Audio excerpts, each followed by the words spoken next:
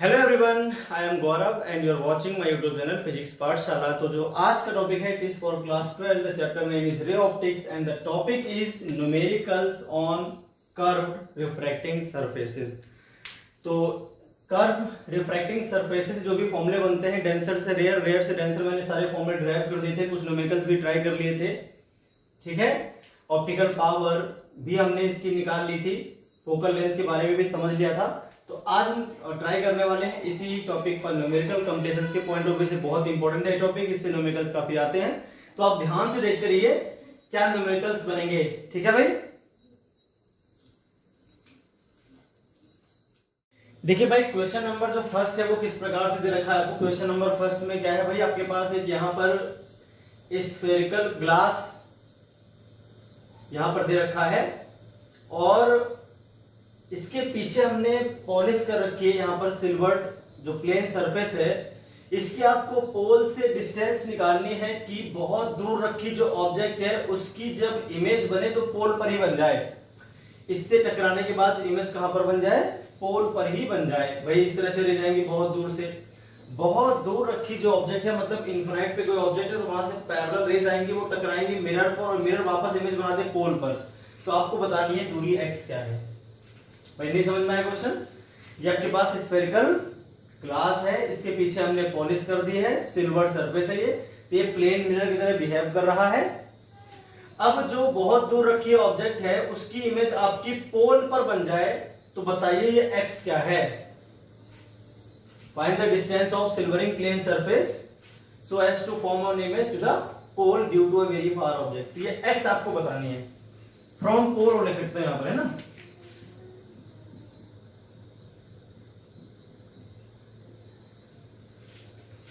इस सरफेस की पोल से डिस्टेंस क्या है कि जो बहुत दूर रखी ऑब्जेक्ट की इमेज वापस पोल पर ही बन जाए। ये हो गया आपका क्वेश्चन। समझ आ गई बात? चलिए तो अब बात कर लेते हैं कि सॉल्यूशन किस तरह से करना है इसका। चलिए भाई, तो बात कर लेते हैं सॉल्यूशन की।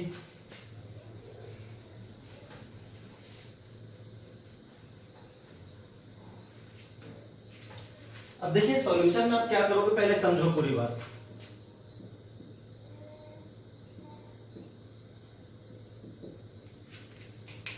ये जो मिरर है, ये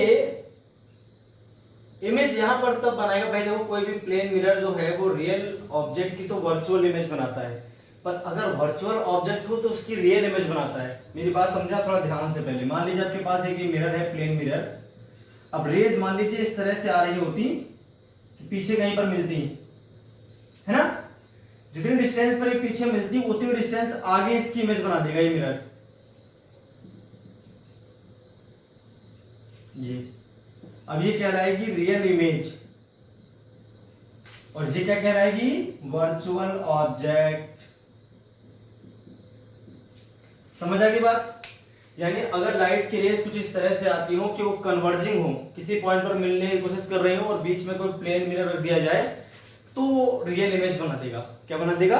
रियल इमेज। मतलब वर्चुअल ऑब्जेक्ट की इमेज जो बनेगी वो रियल होगी और रियल ऑब्जेक्ट की जो इमेज बनेगी वो वर्चुअल होगी। उल्टा होता है हमेशा। तो जितनी दूरी पर मिरर से पीछे है उसकी वर्चुअल ऑब्जेक्ट उतनी ही आगे बन जाएगी रियल इमेज। क्लियर होगी बात? तो होना क्या है, मेरी बात आप ध्यान से समझेंगे। होना क्या है कि यहां से तो पैरेलल रेज आएंगी क्योंकि बहुत दूर रखी ऑब्जेक्ट है, ऑब्जेक्ट वेरी फार है का मतलब इनफिनाइट पे है, तो उससे जो लाइट की रेज आएंगी वो कैसी आएंगी भाई, parallel to the principal axis. Parallel to the principal axis. ठीक है, फिर क्या होंगी, हल्का सा ये बेंड होंगी इस तरह से, क्योंकि रेयर से डेंसर में जाएंगी ना। ये एयर है, ये ग्लास है, तो डेंसर मीडियम में जा रही है ना। अब ये रेज जब इंसिडेंट होती है मिरर पर, तो मिरर पर जो इंसिडेंट रे हैं उनकी वो जहां पर मिलेंगे वही तो ऑब्जेक्ट होगी। तो मिरर के लिए these are incident rays and they tends to meet at point at a point behind the mirror।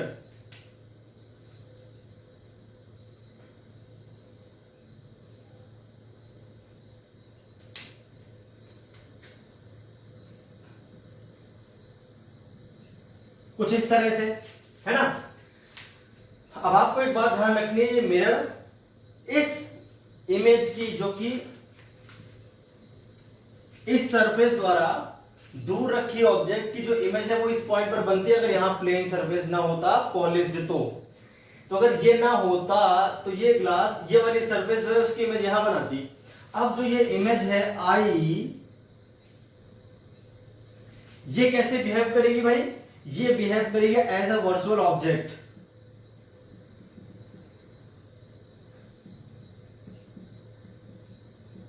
और प्लेन मिरर, तो प्लेन मिरर क्या करेगा, ये पोल पर इसको मिला रहा है, ऐसे तो हो रहा है भाई, क्या कर रहा है ये पोल पर इसको मिला देगा वापस। ऐसा क्वेश्चन में कहा गया ना कि पोल पर हमको फाइनल इमेज चाहिए, तो अगर प्लेन से x दूरी पर उसकी इमेज है, इसका मतलब x दूरी पर ही क्या थी, x दूरी पर ही आपकी वर्चुअल ऑब्जेक्ट थी। इसको I1 मान लेते हैं, ये आपकी फाइनल इमेज हो जाएगी I। ये क्या हो जाएगी, फाइनल इमेज I। यानी ये जो सरफेस है ये इन रेस की जो इमेज बनाती है वो पोल से 2x दूरी पर बनाती है। इसका मतलब तो यही हो गया कि प्लेन मिरर तो वर्चुअल ऑब्जेक्ट की इमेज बनाएगा रियल, जो कि पोल पर बनेगी। तो अगर वो x दूरी पर अपनी इमेज बनाता है, मतलब उसकी जो ऑब्जेक्ट थी वो भी x दूरी पर थी, है ना। तो इसको बोल देंगे surface first image I1 formed by surface first of an object placed at infinity behaves like a virtual object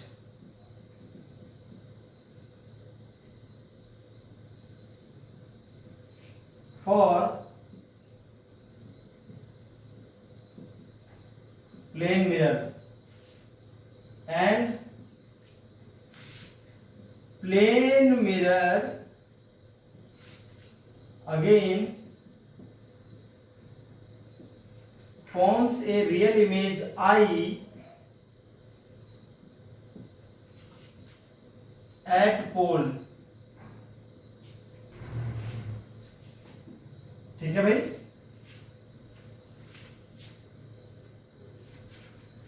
इतनी बात समझ में आ गई जो मैंने लिख दी। अब हम जानते हैं प्लेन मिरर के लिए जितनी दूरी पर ऑब्जेक्ट होती है उतनी दूरी पर इमेज होती है, मतलब ये दूरी x है। तो अगर हम बात करें फॉर फर्स्ट सरफेस,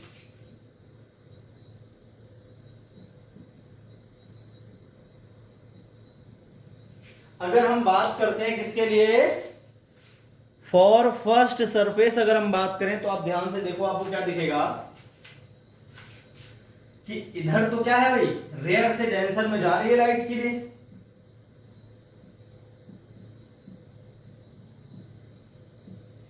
तो फॉर्मूला होता है μ2/v minus μ1/u is equal to μ2 minus μ1/r, μ2 minus μ1/r। और जो रेडियस ऑफ कर्वेचर है, ये क्वेश्चन में देना भूल गया मैं, तो इसको r मान लो। r क्या है भाई, रेडियस ऑफ कर्वेचर। क्वेश्चन में जो r है वो रेडियस ऑफ कर्वेचर है, आप ध्यान रखना, ठीक है भाई।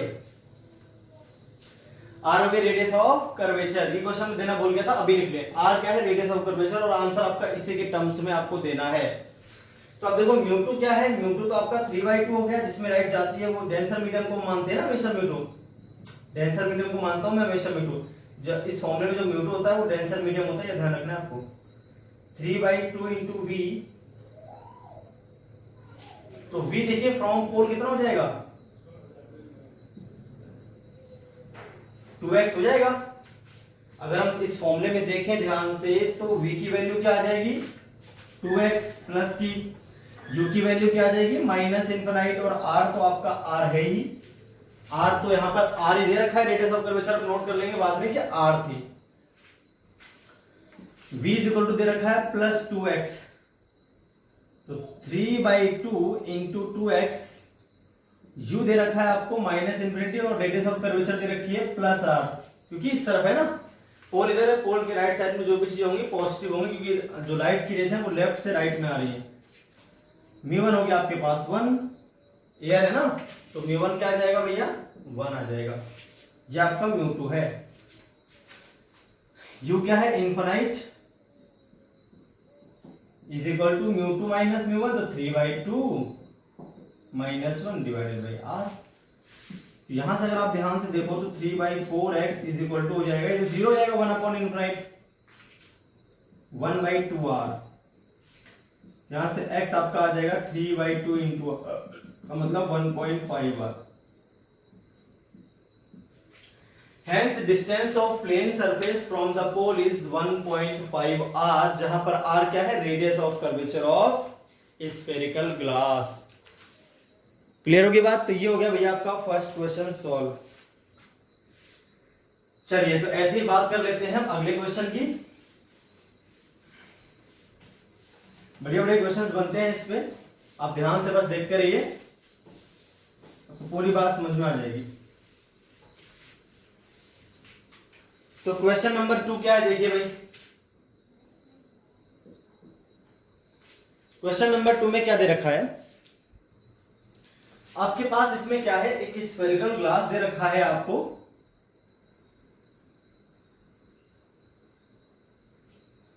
उसकी जो रेडियस है वो r दे रखी है,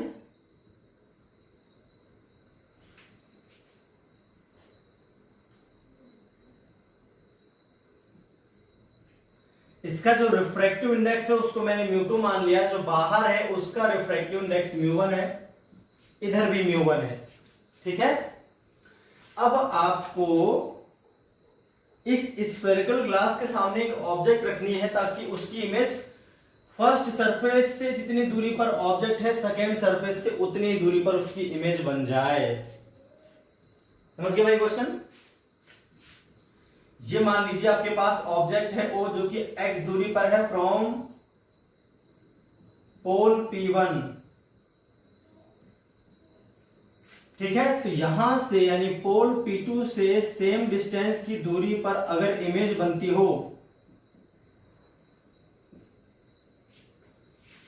देन फाइंड x।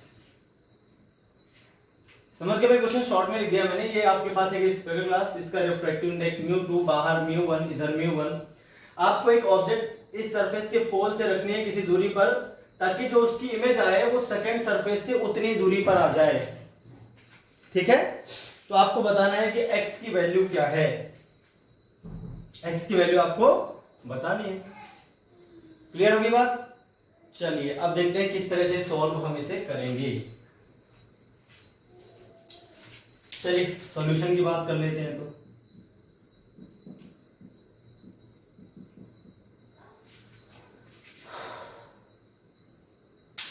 अब देखिए इस सरफेस से जितनी दूरी पर ऑब्जेक्ट है इस सरफेस से उतनी ही दूरी पर इमेज है, तो इसका मतलब जो अंदर लाइट की रेज होनी चाहिए वो सिमेट्रिकल होनी चाहिए। क्या होनी चाहिए? सिमेट्रिकल। भाई हल्की सी भी तिरछी होंगी तो फिर और कन्वर्ज करेगा। ये सरफेस भाई ये सरफेस जैसे आपकी कन्वर्ज करने की क्षमता रखती है, ये वैसे ही आपकी ये वाली सरफेस जो है वैसे क्या कर देगी भाई, इसको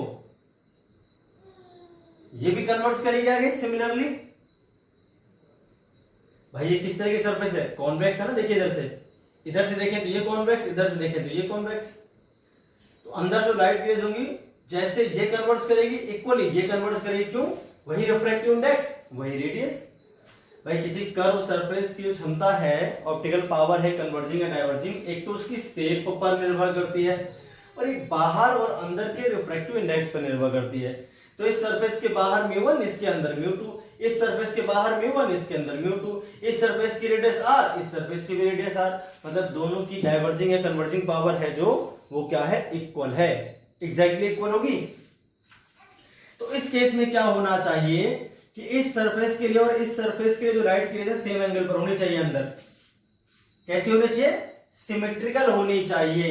अब सिमेट्रिकल कब होंगे, जब पैरेलल हो जाए, और तो कोई एंगल पर सिमेट्रिकल हो ही नहीं सकती, इम्पॉसिबल टास्क है। तो यानी क्या होगा, यहां से जो लाइट की रेज आपकी निकलेंगी, मान लीजिए इस तरह से लाइट की रेज निकली, तो अंदर क्या होना चाहिए, पैरेलल, सिमेट्री होनी चाहिए, जितना एंगल इस पे उतने एंगल इस पे, तो वापस कन्वर्ज कर देगा उसी डिस्टेंस पर, क्योंकि दोनों ही सरफेस की जो कन्वर्जिंग पावर है वो क्या है, सेम है, क्योंकि उनके अंदर और बाहर रिफ्रैक्टिव इंडेक्स सेम है और उनकी रेडियस ऑफ कर्वेचर भी क्या है, सेम है। As both curve surfaces has same optical power, इसलिए अंदर जो रेज है must be parallel to principal axis, और किसी एंगल पर आएंगे तो फिर यहां अलग एंगल बनेगा, यहां अलग एंगल बनेगा। ये कंडीशन जब बनेगी तभी ऐसा होगा, जब जैसी कंडीशन मैंने आपको बताई है ऐसा होगा तभी वहां पर इमेज बनेगी, अदरवाइज इमेज वहां पर नहीं बनेगी। तो यह इस बात को मैं देता हूं, if a real image is formed at equidistance from a spherical surface,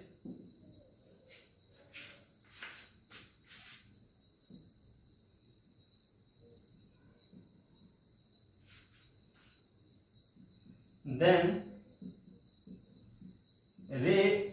rays must pass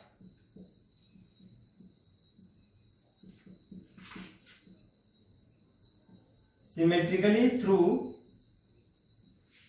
the sphere,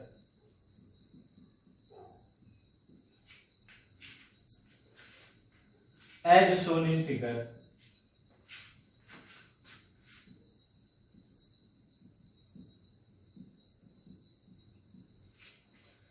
है ना, हल्की सी भी तिरछी हुई है तो पहले मिल जाएंगी, इक्वल डिस्टेंस पर तभी मिलेगी, यहां से जो डिस्टेंस इसकी है यहां से उसकी तभी होगी जब यहां पर लाइन पैरेलल हो, किसी और भी तिरछी भी हो हल्की सी भी तो और तिरछों के पहले मिल जाएंगी, हल्की सी भी ऊपर रही तो फिर थोड़ा दूर मिलेंगी।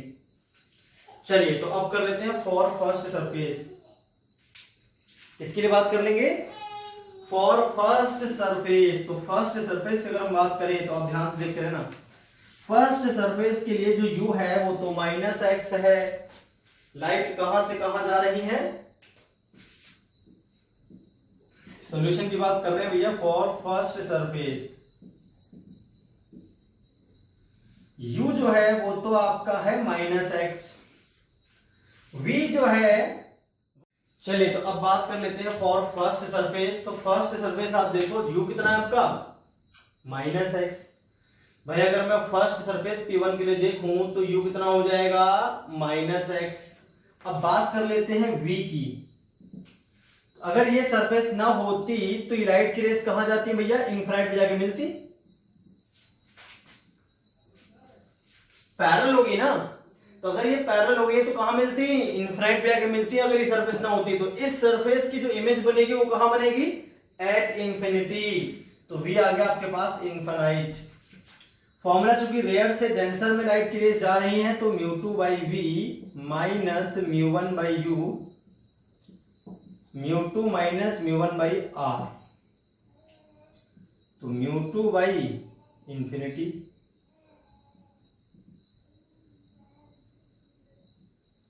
μ1/-x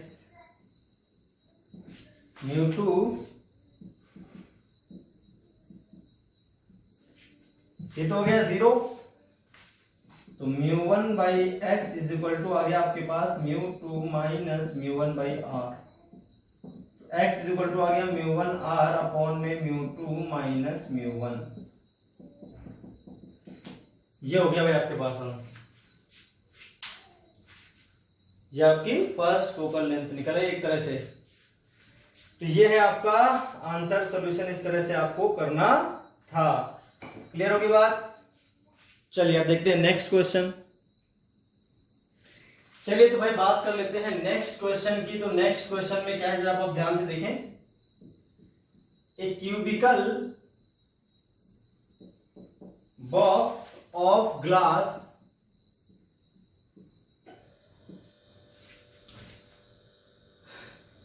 mu is equal to 3/2 है ग्लास का refractive index, has a spherical cavity,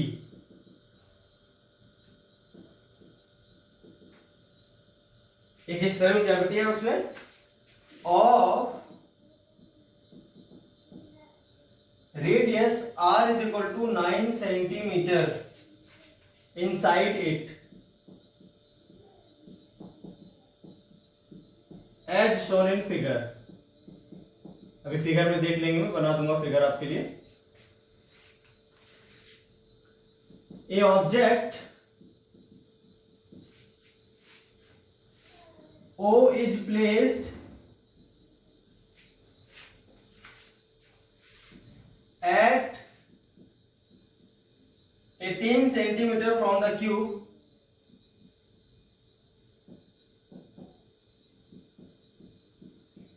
in front of it। Clear होगी बात? What is the apparent position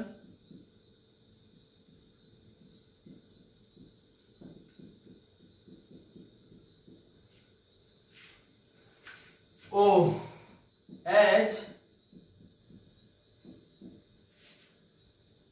seen from other side of cube।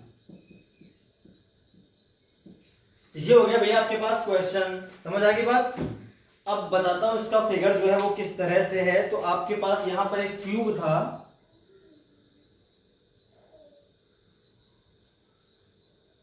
और उसमें एक कैविटी भी है साथ में। क्या है भाई? एक स्फेरिकल कैविटी है उसके अंदर, जिसकी जो रेडियस है वो आपको 9 सेंटीमीटर दे रखी है क्वेश्चन में। इस तरह से है ये सिस्टम। इसके सामने जो है एक ऑब्जेक्ट रखी है O, जो इसकी सरफेस से 18 सेंटीमीटर सामने है इसके। क्लियर होगी बात? तो अगर आप इसको यहां से देखो तो आपको ये कहां दिखाई देगी, आपको ये बताना है। जो ग्लास है इसका रिफ्रैक्टिव इंडेक्स आपको दे रखा है 3/2। यहां तो एयर है, अरे कैविटी है ना ये, और यहां भी क्या है भैया आपके पास एयर है, जहां भी क्या है आपके पास एयर है। तो कैविटी में तो एयर है, यहां ग्लास है, यहां एयर है और यहां एयर है। अब आपको इसकी इमेज बतानी है, इसके लिए किधर आएगी, मतलब देखिए कहां कहां पर कितनी बार इमेज बनेगी, पहले वो आप देखो। यहां पर बढ़िया क्वेश्चन है कि पहले ये सरफेस बनाएगी इसकी इमेज, फिर जब लाइट की रेज यहां आएगी तो ये सरफेस बनाएगी, क्योंकि डेंसर से रेयर में आती होगी, फिर रेयर से डेंसर में जाएगी तो ये सरफेस बनाएगी, फिर ये सरफेस। 4 सरफेस, 4 बार रिफ्रैक्शन होगा। From first surface, then second surface, then third surface, then fourth surface. यहां चारों सरफेस से रिफ्रैक्शन होगा और जो इमेज बनेगी फाइनल वो आपका आंसर होगा। तो लंबा क्वेश्चन है, बढ़िया तरह से करना है आपको। आप देखते चलिए, साथ में आपको समझ में आ जाएगा। क्लियर है बात? चलिए तो इसको बता देते हैं। क्वेश्चन तो आपने नोट कर ही लिया होगा। अब हम बात कर लेते हैं इस क्वेश्चन के सॉल्यूशन की।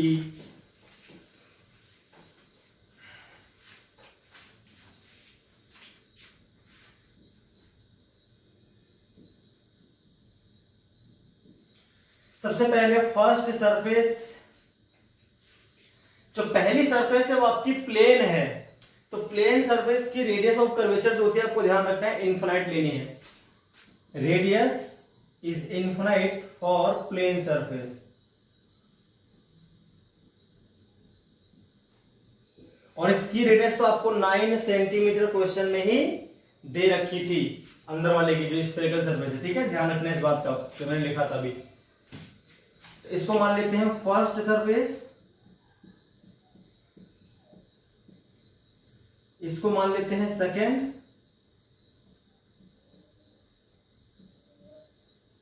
ये हो गई आपकी थर्ड, और ये हो गई आपकी फोर्थ क्या सरफेस।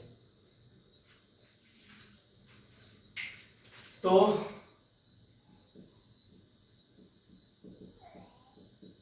पहले हम बात करेंगे फ्रॉम फर्स्ट सरफेस।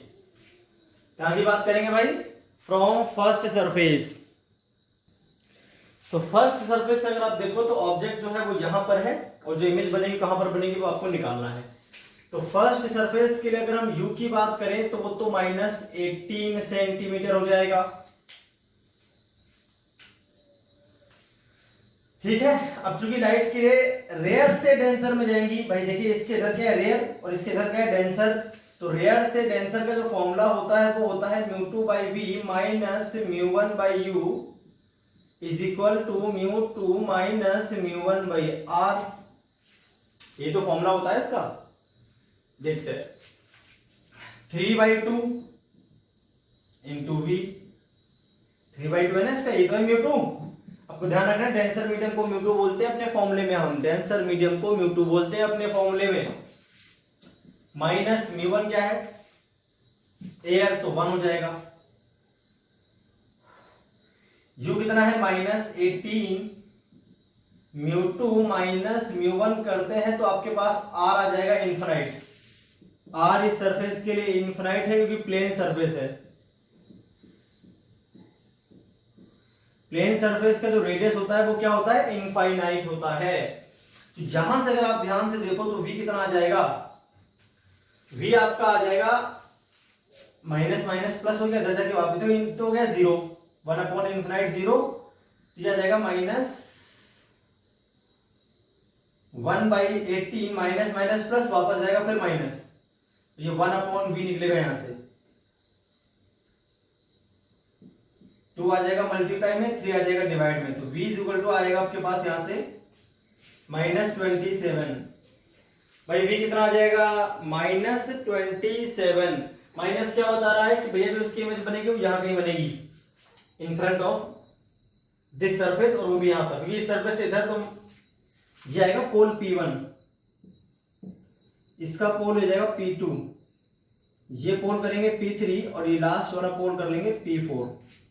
तो from pole P1 the image is formed at 27 degree in front of it. ये माइनस में आया मतलब आगे है, प्लस में आता मतलब पीछे है। बात समझ आ गई क्या?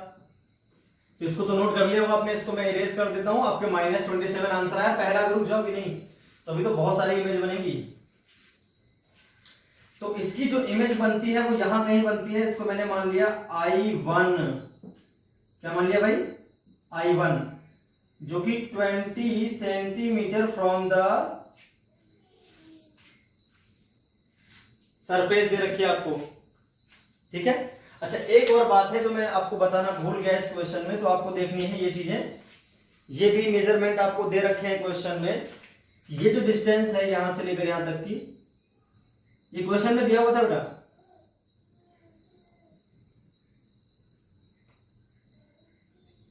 Nine centimetre.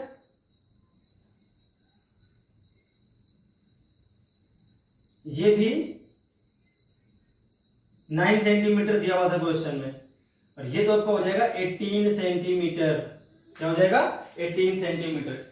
ये क्वेश्चन में दिया हुआ था, आप जाके क्वेश्चन में पहले नोट कर लो इसको। ये 9 सेंटीमीटर, ये 9 सेंटीमीटर में देना भूल गया था। अब आप देख लो इसमें, अब यहां से हम लिख देंगे वो बात। Image I1 formed by first surface acts like an object for second surface। ठीक है, तो फॉर सेकेंड सरफेस कर लेते हैं। फॉर सेकेंड सरफेस आप ध्यान से देखो, जो u हो जाएगा आपका, देखिए P2 से, फ्रॉम P2 करना है आपको, तो P2 से देखो आप I1 कितनी दूरी पर है? P2 से अगर I1 को देखा जाए तो कितनी दूरी पर लाइट की रेज आएंगी भाई? आप देखो डेंसर से रेयर में एंटर करेंगी, इससे जो लाइट की रेज आएंगी वो यहां से फिर यहां पर आएंगी फिर अंदर जाएंगी, ऐसे ही तो होगा। तो डेंसर से रेयर करना, लाइट की रेज यहां से यहां पहुंचेंगी ना इसमें, तो इस वाली सरफेस में तो डेंसर मीडियम में है लाइट की रेज इंसिडेंट, और रेयर जो आएंगी वो यहां आएंगी। U जो है आपका वो है -27 और +9 कितना हो गया? 36 सेंटीमीटर। इसकी जो रेडियस है वो प्लस में आएगी इस तरफ है, तो plus 9 centimetre radius of curvature तो अंदर वाले की। और अब अगर आप ध्यान से देखो, आपको v निकालना है, तो फ्रॉम डेंसर टू रेयर लगाएंगे हम। क्या लगाते हैं? From denser to rare. भाई रिफ्रैक्शन कैसा हो रहा है? डेंसर से रेयर में तो जाने की कोशिश कर रही है लाइट गिरे, तो फ्रॉम डेंसर टू रेयर अगर आप देखो तो फॉर्मूला होता है μ1/v minus μ2/u is equal to μ1 minus μ2/r। यही तो होता है फॉर्मूला। μ1 कितना है आपका? डेंसर मीडियम को मानते हैं हमेशा म्यूटोम इन फॉर्मूले में। जो फॉर्मूले मैंने लिखे हुए हैं इसमें क्या है भाई? डेंसर मीडियम जो है आपका वो है μ2। तो यहां से μ1 तो हो जाएगा आपके पास 1, v आपको निकालना है, μ2 है आपके पास 3/2। डेंसर मीडियम को μ2 बोले फॉर्मूले में हमने। u जो है आपका वो -36 है, is equal to 1 minus 3/2 divided by 9, है ना। अब देखिए यहां से b कितना आ जाएगा।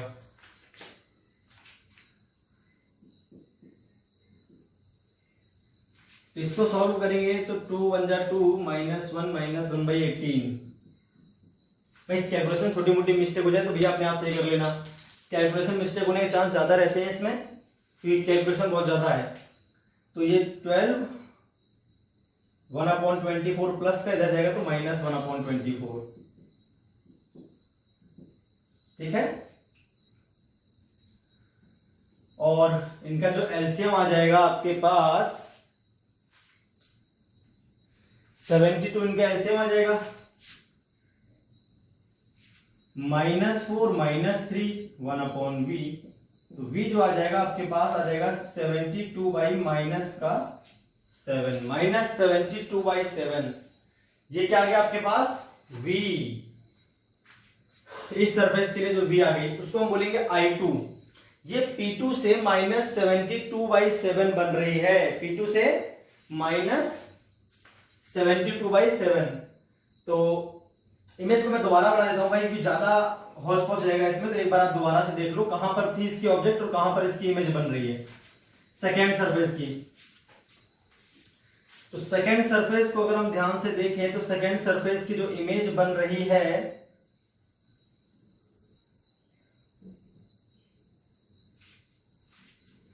ये था उसका पोल, इसका नाम है सेकेंड सरफेस S2। यहां पर थी इसकी ऑब्जेक्ट, इससे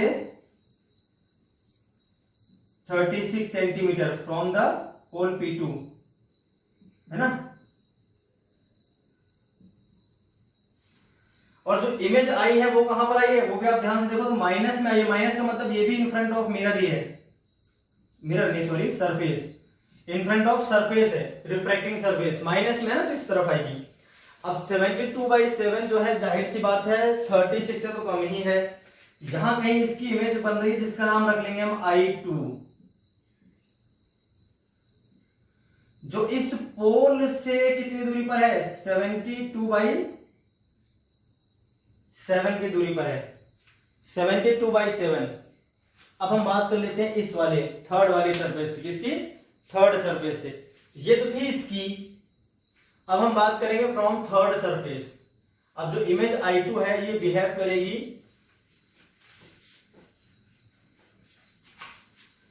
as an object for third surface.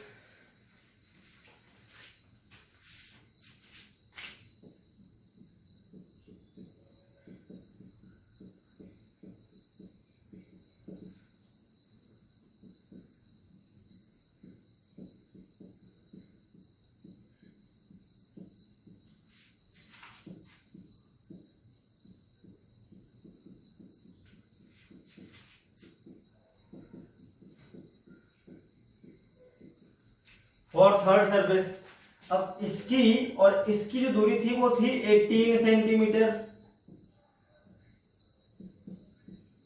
यह है आपके पास S3, ठीक है।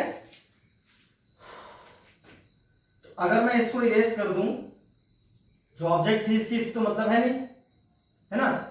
तो अब जो I2 है ये बिहेव करेगी as an object for third surface. Third surface दूरी क्या हो जाएगी U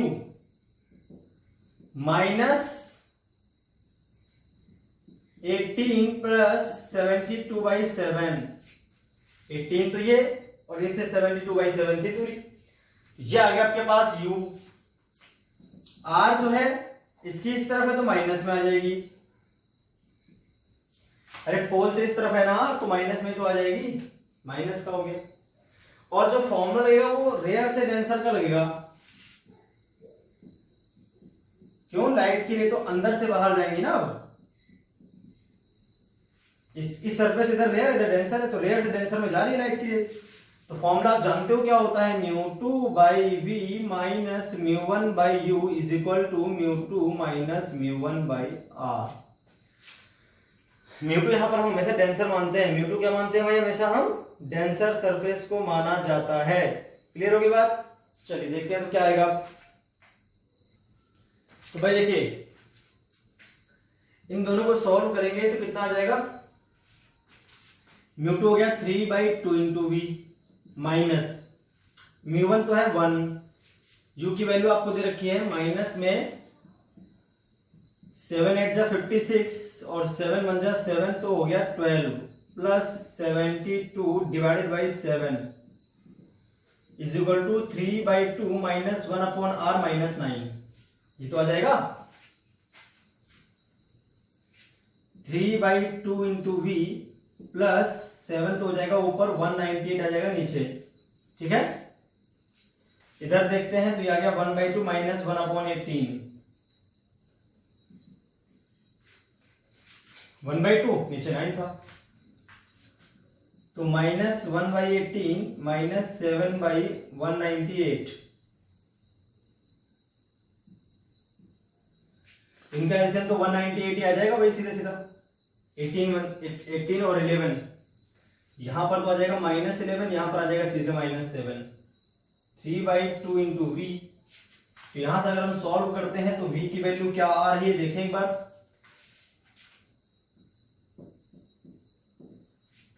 -198 और अपॉन में क्या आ जाएगा -18 तो 11,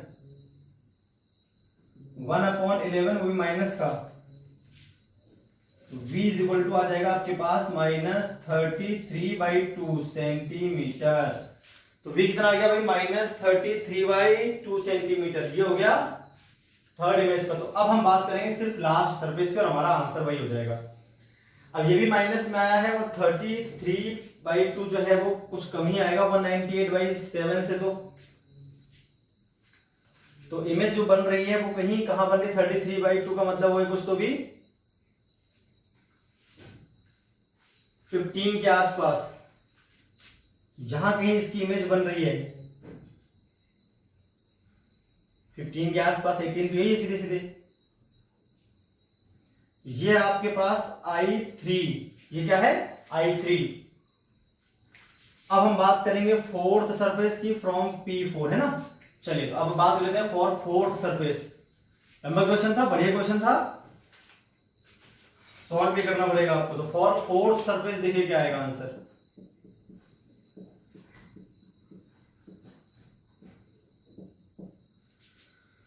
तो अगर हम फोर्थ सरफेस से देखें तो ये तो हटा दो उसको, इससे मतलब नहीं है। तो ऑब्जेक्ट थी किसकी, थर्ड सरफेस के लिए थी ना,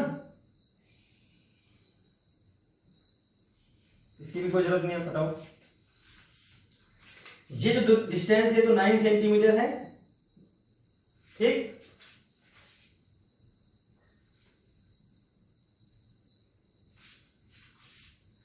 और यहां से P3 से दूरी है वो है 33/2। तो I3 acts as an object for surface S4। इसका नाम रख लेते हैं S4 सरफेस है, इसको हटा दो, इसकी भी जरूरत नहीं, हटाओ। तो U क्या आ जाएगा -33/2, तो यहां से और +9 है ना। तो -9 प्लस 33/2।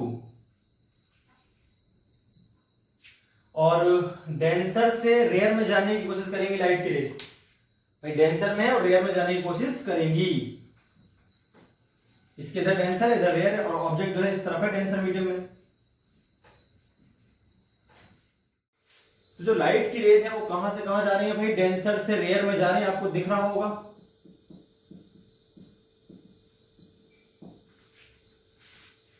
डेंसर से रेयर में, है ना। तो फॉर्मूला क्या होता है आपके पास? μ1/v minus μ2/u is equal to μ1 minus μ2/r। Denser से रेयर का फॉर्मूला। μ1 तो रेयर होता है, u कितना है? 18 प्लस 32 33, 18 प्लस 33 डिवाइडेड बाई 2, और μ1 माइनस μ2/r। तो इनफाइनाइट है, प्लेन सरफेस है ना। प्लेन सरफेस होगा तो r क्या देगी? इनफाइनाइट।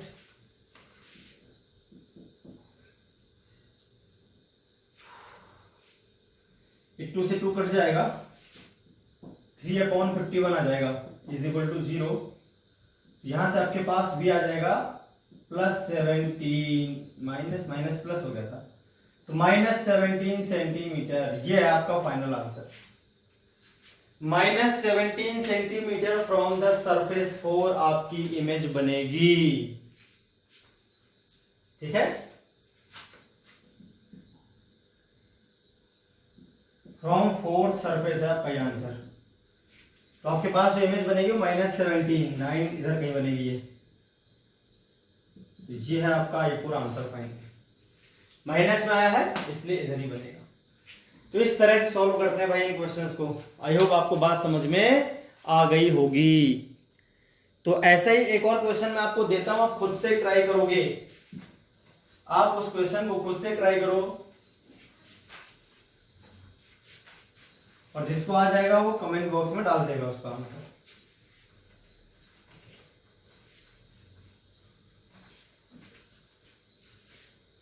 तो ऐसे ही आपके पास एक और क्वेश्चन है जो मैं आपको दे रहा हूं। तो उसमें क्या है आपके पास, मान लीजिए एक स्फीयर था और उसमें एक कैविटी है, वो भी स्फेरिकल कैविटी है।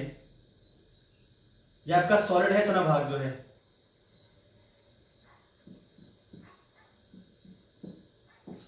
ठीक है, इस तरह से था। इसके सामने एक ऑब्जेक्ट है जो कहां पर है? इनफिनाइट डिस्टेंस पर है। लाइट की रेज इस तरह से आ रही है। जो ग्लास है उसका रिफ्रैक्टिव इंडेक्स आपको दे रखा है 3/2। यहां एयर है, कैविटी है ना, ये भी एयर है, ये भी एयर है। अगर आप इसको यहां से देखो तो आपको कहां दिखाई पड़ेगी इसकी इमेज? आपको सॉल्व करना है ये क्वेश्चन। तो एग्जैक्टली पिछले वाले की तरह ही है। आप पॉज करो, खुद सॉल्व करो, मैं भी सॉल्व कर देता हूं, छोड़ता नहीं हूं आपके लिए।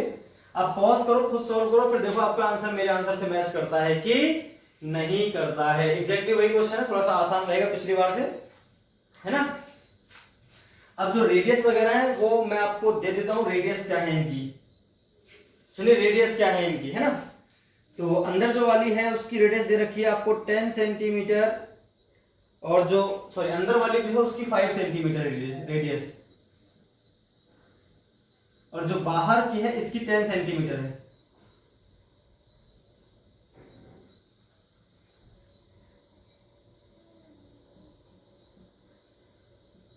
इस तरह से है ये, ठीक है भाई। ये था क्वेश्चन। तो आपको बताना है, अगर यहां से देखते हैं तो final image, find the position of final image, find the position of final image. तो बिल्कुल वैसे ही आप सॉल्व करोगे। ये आपकी सरफेस S1 हो जाएगी, इसको पोल P1 मान लोगे, ये पोल P2 हो जाएगा सरफेस S2, ये पोल P3 हो जाएगा सरफेस S3, और ये पोल P4 हो जाएगा सरफेस S4। यहां पर सारी सरफेस आपकी स्फेरिकल है। पिछली बार एक तो जो थी वो प्लेन थी, दो, इस बार स्फेरिकल है, इतना फर्क है बस। चलिए सॉल्व करते हैं फटाफट। सॉल्यूशन देखिए आप,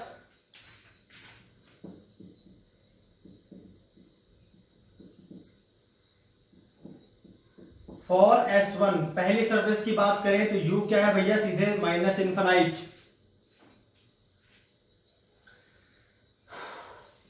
r क्या है इसका, प्लस 10 सेंटीमीटर।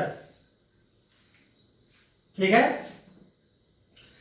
रेयर से डेंसर में आने की कोशिश कर रही है लाइट की रे। रेयर टू डेंसर फॉर्मूला आपको पता ही है, mu two by V minus mu one by U is equal to mu two minus mu one by R. ये तो जीरो हो जाएगा क्योंकि यू इनफाइनाइट है ना, इसको हटाओ जीरो कर दो। म्यू टू क्या है, 3/2, 3/2 into V is equal to क्या हो जाएगा, 3/2 माइनस 1 और अपॉन में आ जाएगा 10। 3/2 into V is equal to क्या हो जाएगा, 1/20। तो यहां से जो आपका v आ जाएगा वो आ जाएगा प्लस में कितना, 30।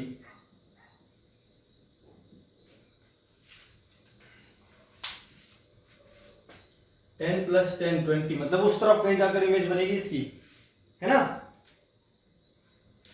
कोई कैलकुलेशन मिस्टेक मेरे से हो जाए तो भैया सही कर लेना आपने, आप तरीका आपका ये रहेगा। छोटी मोटी कैलकुलेशन मिस्टेक जल्दबाजी में हो जाती है तो आप देख लेंगे अपने हिसाब से, ठीक है। तो फॉर फर्स्ट सरफेस जो इमेज बनेगी वो कहीं यहां कहीं बनेगी, इसको I1 कितनी दूरी पर, P1 से 30 सेंटीमीटर की दूरी पर, P1 से 30 सेंटीमीटर की दूरी पर आ रहा है, तो नोट कर लिया होगा आपने, हटा दो इसको भैया। P1 से 30 सेंटीमीटर की डिस्टेंस पर आपका आ गया इमेज S1। ये जो इमेज है behaves like an object for S2।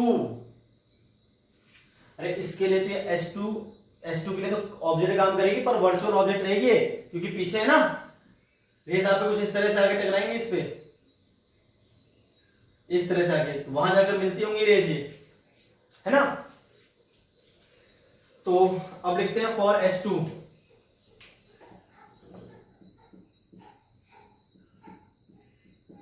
I2 behaves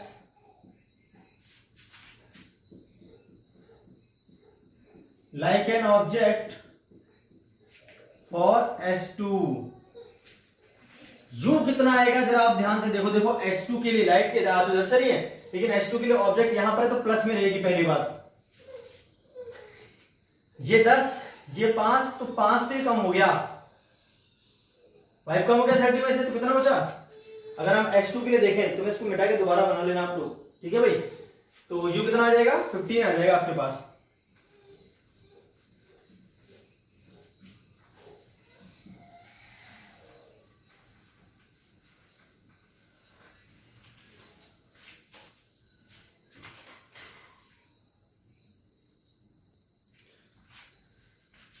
second surface के लिए देखिए किस तरह से काम हो रहा है। ये था आपका फिगर, ये था आपका P2, यहां से जो दूरी थी वो 30 सेंटीमीटर थी, किसकी, जो इमेज I1 बनती है उसकी,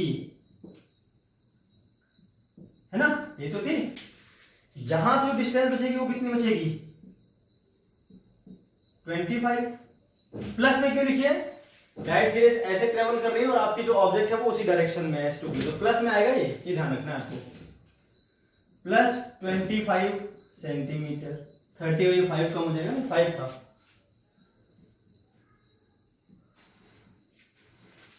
यू आ गया, इसकी जो R है ये इस तरफ है, प्लस में आएगी 5 सेंटीमीटर। लाइट की रे जो है वो डेंसर से रेयर में आने की कोशिश कर रही है, ये डेंसर मीडियम है, μ2 यहां पर 3/2 है, यहां पर जो है μ1 है ना। रेयर को हमेशा μ1 मानते हैं, इसको μ2 मानते हैं। तो डेंसर से रेयर में जाने की कोशिश कर रही है लाइट, फॉर्मूला आपको पता है, μ1 by v μ2 by u μ1 minus μ2 by r. μ2 आपका डेंसर है इसमें, 1/v माइनस 3/2 और u क्या है 25 प्लस का μ1 1 माइनस 3/2 डिवाइड में आपका आ गया 5, तो 1/v इसको इधर ट्रांसफर कर देते हैं, माइनस 1/10 प्लस 3/50। तो यहां से अगर आप ध्यान से देखो तो v कितना आ जाएगा 50, तो आ गया एलसीएम, सही है ना ये, ठीक है। तो 50 आ जाएगा ऊपर और डिवाइड में आ जाएगा अपने पास 5 और 3 8, माइनस नहीं, एक मिनट रुकिए, -5 + 3 तो -2 बचेगा, तो v आ गया आपके पास -25 सेंटीमीटर। मतलब ये जो इमेज बनेगी वो इस तरफ बनेगी -25 सेंटीमीटर। अब -25 का मतलब जो इमेज बन रही है इसकी वो इस तरफ बन रही है, अरे इसके इधर प्लस इधर माइनस है ना, तो ये जो P2 जो इमेज बनाएगा वो यहां कहीं बना देगा, कितनी दूरी पर 25 की दूरी पर। ये I2 इमेज है फ्रॉम 25 सेंटीमीटर P2, ये आ गया अपने पास, ठीक। तो V आ गया -25। कोई कैलकुलेशन मिस्टेक हो तो आप लोग देख लेना भाई, बार बार कह रहा हूं मैं, छोटी मोटी कैलकुलेशन मिस्टेक हो जाया करती है बीच बीच में, मैं कोशिश कर रहा हूं गड़बड़ ना हो।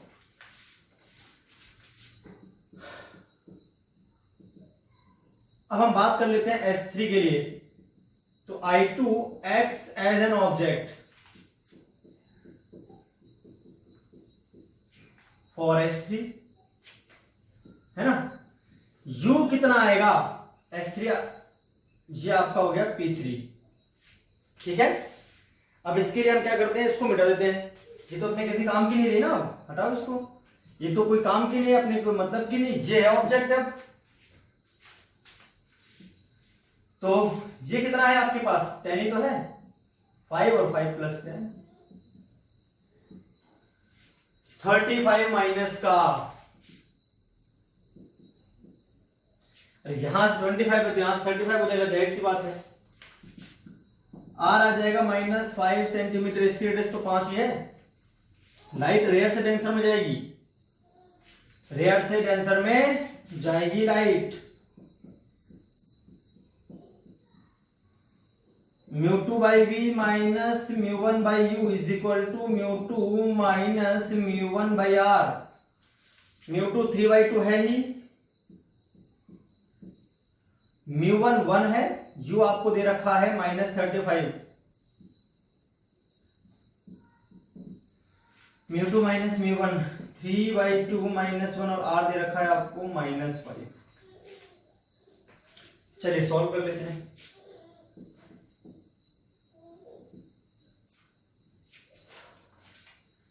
-1/10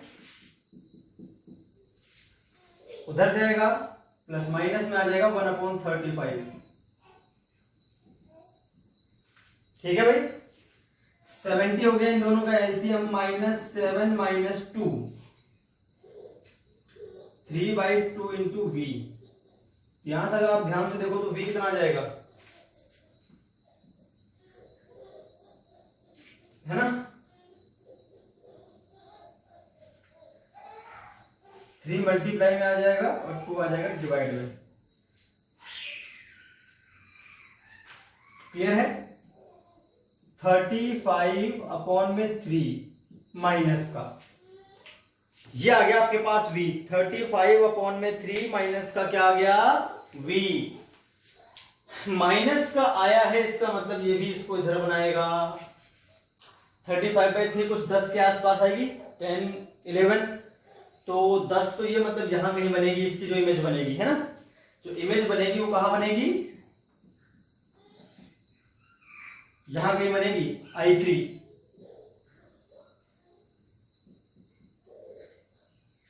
अरे 10 भी है ही है, 11 है तो यहां कहीं बन जाएगी।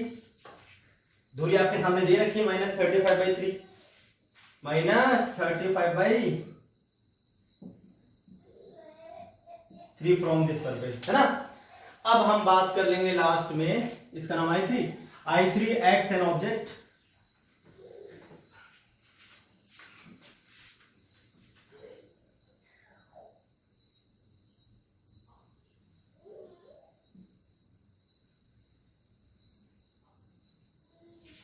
I2 तो काम रहा नहीं, I3 जो है वो ऑब्जेक्ट काम करना शुरू कर देगी भाई। और S4 बात कर लेते हैं। U क्या आ जाएगा, देखो यहां पर P4 लिख दीजिए आप, इसकी भी कोई जरूरत नहीं बची। ये आपका 5 सेंटीमीटर दे रखा था, माइनस में 35/3 प्लस 5, 15 और 15 माइनस 50/3 हो गया U।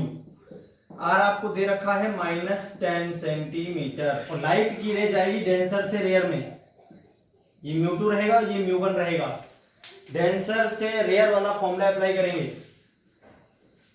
इसके लिए डेंसर से रेयर वाला फॉर्मूला अप्लाई कर देंगे।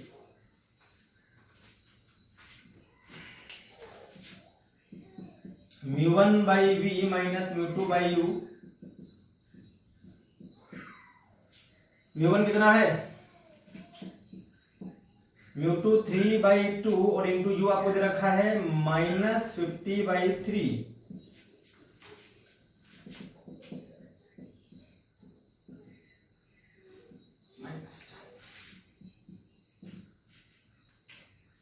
ठीक है भाई, अब देख लीजिए क्या आ जाएगा ये सॉल्व करने के बाद। ये तो आ गया आपके पास सीधे सीधे माइनस माइनस प्लस 1/20, और एक माइनस यहां से एक माइनस यहां से 1/20, माइनस माइनस प्लस उधर जाके माइनस का हो जाएगा 9/100। यहां से अगर हम देखें तो 1/v कितना होना चाहिए, 100 हो गया इनका एलसीएम, -9, 5 - 9, तो v आ गया आपके पास फाइनली 100/-4 का मतलब -25 सेंटीमीटर। अरे कितना आ गया, -25 सेंटीमीटर। तो इस सरफेस से 25 माइनस 5 10 15 और 5 20 हुआ। यहां कहीं आपकी फाइनल इमेज बनेगी इस जगह पे जो I4 है।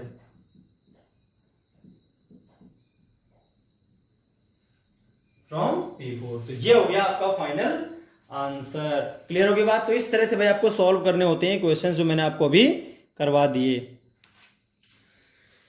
चलिए, तो अब हम बात कर लेते हैं लीनियर मैग्निफिकेशन की। किसकी, लीनियर मैग्निफिकेशन की बात कर लेते हैं। चलिए देखते हैं लीनियर मैग्निफिकेशन क्या होता है।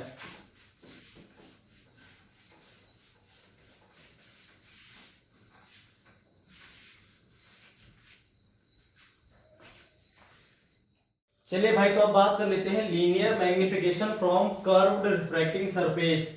तो linear magnification from curved refracting surface आपको कैसे करना है, आप ध्यान से देखो। आपने एक सरफेस मान ली, ग्लास ये सरफेस है जिसके अंदर का रिफ्रैक्टिव इंडेक्स μ2 है, बाहर का μ1 है। एक ऑब्जेक्ट आपने AB ली जिसकी हाइट h1 है, ठीक है।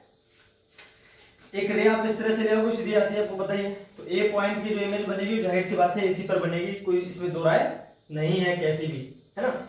अब एक लाइट की रे आप इधर ले लो ऐसे, ठीक है ये। अब अगर हम देखें तो सेंटर ऑफ कर्वेचर इसका इधर ही तो कहीं आएगा भाई, इसका सेंटर ऑफ कर्वेचर इधर तो कहीं आएगा, जो कर्व सरफेस आपको दिख रही है। तो नॉर्मल आपका ये तो होगा ये लाइन, यहां जो एंगल बनेगा उसको क्या बोल देंगे, एंगल ऑफ इंसिडेंस। भाई नॉर्मल यही तो लाइन आएगी यार, यहां कहीं सेंटर मान लो आप, कहीं पर ये सी है, ये नॉर्मल हो गया। अब चूंकि रेयर से डेंसर में जा रही है तो हल्का सा बैंड हो जाएगी किसकी तरफ, टुवर्ड्स नॉर्मल। तो लाइट की रे जा तो इस तरफ रही थी, हल्का सा इधर उठा दो आप ऐसे,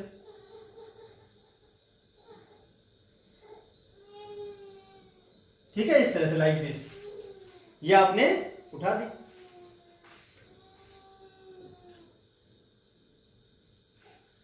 अब आप क्या करोगे भाई, अब जो इमेज है वो आपने मान ली यहां पर बन गई भाई ऐसे। एक और लाइट के लिए आप ले सकते हो यहां से, वो आएगी रिफ्लेक्ट होकर यहां पर मिलेगी। मैं बना दे रहा हूं, जरूरत नहीं है उसकी। आपने कोई लाइट के लिए ली ऐसी, वो रिफ्लेक्ट हो गया यहां पर आकर मिलेगी, तो आपकी इमेज यहां बन जाएगी। मैंने मान ली यहां पर जो इमेज बन रही है वो B' A' है और उसकी हाइट क्या है भाई, h2। इस पॉइंट ए बी से आप एक और लाइट की रे लोगे ऐसी, वो आपको यहीं पर मिलेगी, आपकी इमेज बन जाएगी। पर कुछ जरूरत नहीं है ना उसकी, अपने को चाहिए नहीं वो उसमें डेरिवेशन में। ये हो गया अपने पास r, angle of refraction. Refracted ray normal r बन गया, इंसिडेंट रे नॉर्मल आई बन गया। क्लियर होगी बात? अब आप देखो, by Snell's law, by Snell's law हम जानते हैं μ1 sin i is equal to आ जाएगा μ2 sin r। sin i by sin r अगर हम यहां से करेंगे तो वो क्या आ जाएगा, μ2 by μ1। Let angles I and R are very small. ज्यादा बड़ी ऑब्जेक्ट नहीं है आपकी, तो उस केस में ऐसा होगा, अगर आपके ऑब्जेक्ट बहुत बड़ी नहीं है तो I और R दोनों क्या होंगे, ज्यादा बड़े नहीं होंगे, स्मॉल होंगे। तो उस केस में साइन I जो है वो tan I के इक्वल हो जाएगा, और साइन R जो है वो आपका tan R के इक्वल हो जाएगा, क्योंकि साइन और tan दोनों ही थीटा के बराबर हो जाते हैं जब एंगल छोटा होता है तो, है ना। अब tan R अगर आप देखो ध्यान से, है ना, तो क्या आ जाएगा,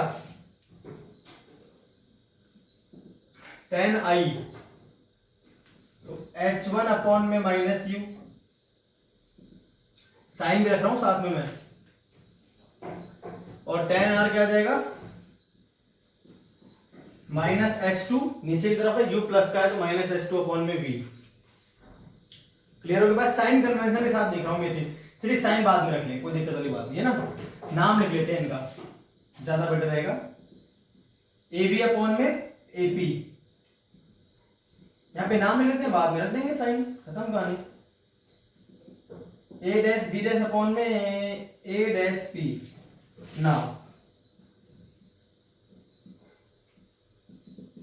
इसको फर्स्ट मान लेते हैं, ये फर्स्ट है, तो फ्रॉम फर्स्ट आपको दिखेगा साइन आई किसके बराबर है, A B by A P, A dash B dash upon में ए डैश पी μ2 बाई μ1। हो गया, आंसर खत्म। That's it.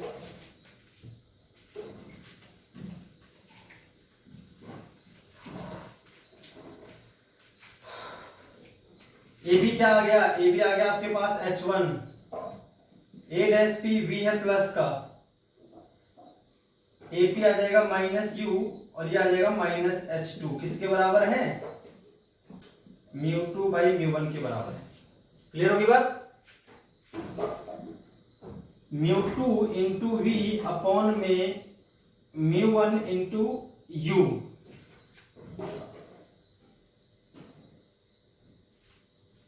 रूट लिखिएगा, μ2 इंटू यू अपॉन में μ1 इंटू वी, यू इधर मल्टीप्लाई कर देंगे, इधर माइनस माइनस प्लस हो जाएगा, यहां पर आ जाएगा आपके पास h1 अपॉन h2। क्या आ जाएगा भैया, h1 अपॉन h2। इसको उल्टा लिख देते हैं,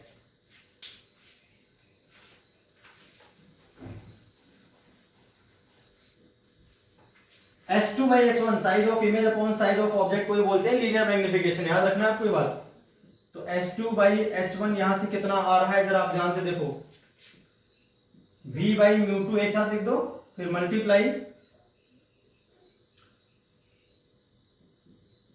μ1 बाई यू, इस तरह से, है ना। इसको आप इस तरह से भी लिख सकते हो, v अपॉन में μ2 डिवाइडेड बाई u अपॉन में μ1। समझने में थोड़ी आसानी हो जाएगी, और इसी को बोलते हैं लीनियर मैग्निफिकेशन, स्मॉल m, क्योंकि m बराबर होता है h2 by h1, size of image upon में साइज ऑफ ऑब्जेक्ट। तो लीनियर मैग्निफिकेशन आपका इस तरह से आ गया, v अपॉन में m2, मतलब जहां इमेज बन रही है उसका रिफ्रैक्टिव इंडेक्स के नीचे, जहां पर ऑब्जेक्ट है उसका रिफ्रैक्टिव इंडेक्स उसके नीचे। ये आपका हो गया लीनियर मैग्निफिकेशन के लिए फॉर्मूला। तो ये था भाई आज का वीडियो लेक्चर। आई होप आपको पूरी बात समझ में आई होगी। तो आज के लिए इतने, फिर मिलते हैं नेक्स्ट वीडियो लेक्चर में इसी चैप्टर के नेक्स्ट टॉपिक के साथ।